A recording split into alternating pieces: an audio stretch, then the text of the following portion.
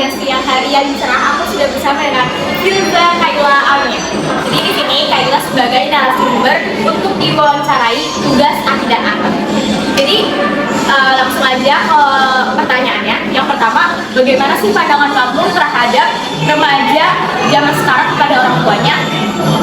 Remaja zaman sekarang sama orang tua tuh yang pertama kayak pada ngebangkang, terus kedua ngacu sama aturan dari orang tua. Terus udah pasti kayak anak-anak tuh kayak pada yang semaunya mereka terhadap orang tua, padahal seharusnya nggak begitu gitu. Menurut kamu apa sih penyebab mereka remaja zaman sekarang pada ngebangkang orang tua? Yang pasti sih udah jelas lingkungannya ya, karena lingkungan anak-anak di luar dari rumah tuh jauh dari pandangan orang tua banget. Terus habis itu faktor dari teman-teman, terus juga gimana cara mainnya, cara bergaulnya gitu sih. Nah, pertanyaan terakhir nih dari aku. Menurut kamu gimana sih cara beradab kepada orang tua di zaman sekarang?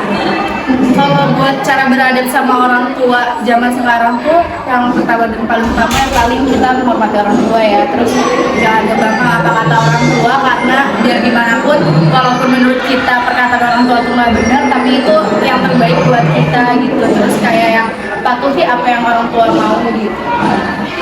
Oke, sekian wawancara dari aku.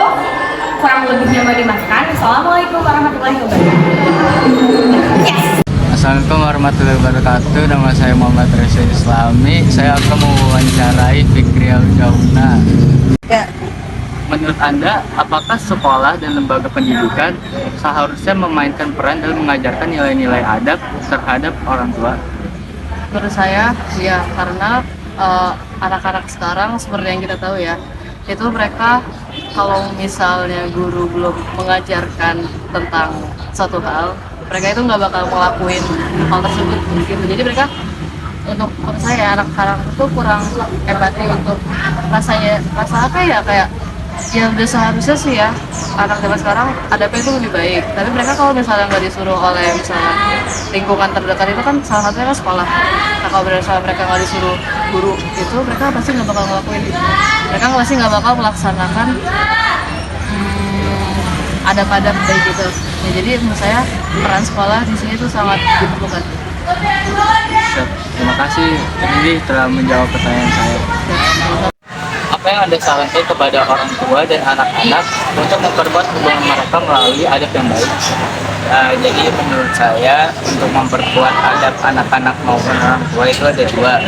Yang pertama, khusus orang tua itu berikan contoh yang baik. Jadi orang tua ini bakal jadi teladan buat anak-anaknya. Nah, anak-anak ini bisa mencontoh dari orang tuanya supaya berperilaku baik dan beradab baik. Nah, yang kedua itu dengarkan dengan penuh kepastian. Nah, jadi orang tua itu harus mendengarkan keluh kesah yang diberikan oleh si anak tanpa harus mengkritik dan menyanggah terlalu cepat. Itu menurut saya. Assalamualaikum warahmatullahi wabarakatuh. Hari ini saya akan mewawancarai salah satu siswa SMA 71 yang bernama Adelia Koy Cinta Rafiwi. Untuk pertanyaan pertama, menurut Adel, apa saja perilaku anak zaman sekarang pada orang tuanya? Menurut saya untuk pertanyaan pertama, perilaku anak zaman sekarang kepada orang tuanya itu bermacam-macam. Tetap ada anak yang tetap melaksanakan sopan santun sebagaimana mestinya, tapi juga banyak anak-anak yang terpengaruh dengan media sosial maupun lingkungannya, teman-temannya, yang berperilaku menjadi tidak sopan kepada orang tuanya. Nah, banyak banget nih sikap-sikap dari anak ke orang tuanya zaman sekarang. Tapi pada zaman ini, banyak yang karena negatif. Nah, dampak buruknya terhadap diri sendiri dan orang tua itu apa sih? Dampak baik dan buruk dari perilaku kurang sopan terhadap nasihat orang tua dari kedua sisi. Yang pertama, dari perspektif anaknya sendiri, dampak baiknya nggak ada, karena orang tua ngasih kita nasihat itu biar kita tahu apa yang harus kita lakukan. Jadi dengan kita kurang sopan atau berperilaku tidak sopan itu pasti kita dapat dosa kan, kayak pengen aja kan dinasihatin tapi malah ngebentak gitu kan, itu pasti kita dapat dosa. Kamu gimana sih pola asuh orang tua zaman sekarang? Coba sebutin apa saja perlakuan orang tua zaman sekarang terhadap anaknya. Pola asuh orang tua zaman sekarang yang aku banyak lihat dari teman-teman aku tuh kayak orang tua mereka udah pada ngelepasin mereka buat atau kayak ngebebasin mereka buat main sampai jam 10 malam, atau bahkan kayak jam 10 malam mereka baru keluar buat main. Dan menurut aku itu juga kurang pas, karena remaja sekarang kan ini umur labil, dan kita nggak tahu teman kita tuh bisa ngajak kita ke arah yang baik atau malah ngasih kita pengaruh buruk gitu kan. Nah kan sekarang banyak banget ya istilah yang namanya broken home atau strict parents. Nah menurut kamu yang paling serius dan membutuhkan peran psikologi yang mana sih?